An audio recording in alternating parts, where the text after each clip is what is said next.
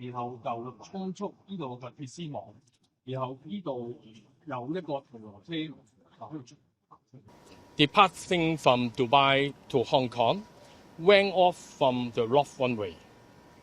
Upon landing, and crashed through the fencing and into the sea. Unfortunately, an airport security patrol car was there at that time. 4 aircraft crew on board and quickly rescued by Fire Service Department. Fire Service Department also rescued 2 security staff from the sea. One was certified dead at the hospital and other certified dead at the scene.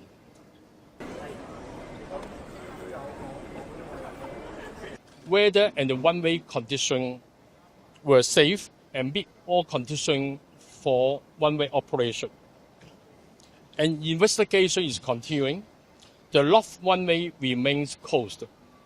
It will be reopened after the safety assessment.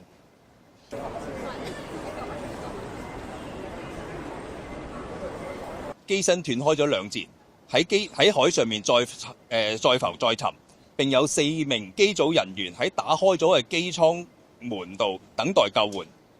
消防立即派員進行拯救，協助機上面嘅4名機組人員利用逃生滑梯離開機艙。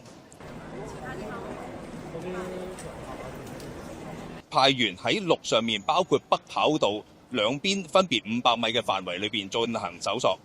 最終，消防潛水員喺大約40分鐘之後，確定到墮海巡邏車輛嘅位置，其後喺車上面揾到2名被困人士。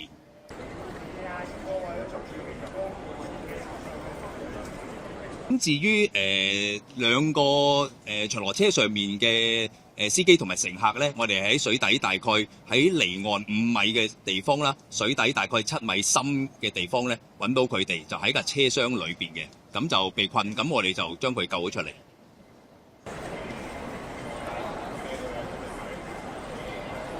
隨後，傷者被送往北大嶼山醫院接受治理，最終喺0626時，傷者喺醫院證實死亡。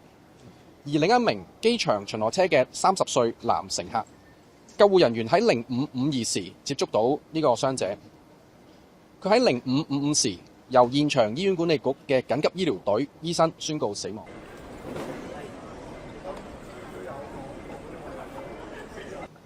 民航處亦都通報咗民航意外調查機構，亦都會全力配合民航調查機構嘅調查事故嘅成因。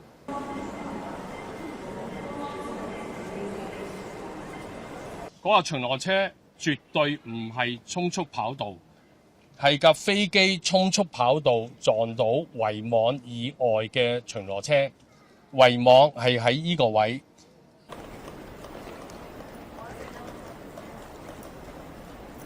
飛機喺降落之前係冇發出任何嘅協助或者求救嘅信號，咁大家亦都會睇得到個飛機其實係安全係落咗地，亦都滑行到去差唔多一半嘅地方。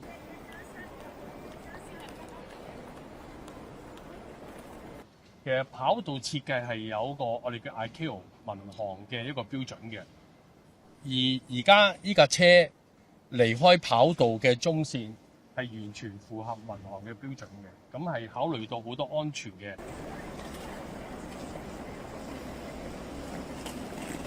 當然啦，我哋警方咧亦都係全力檢視緊，同民航意外調查機構咧係了解緊呢一單嘅事件嘅，亦都唔排除日後有機會咧係會進行刑事嘅調查。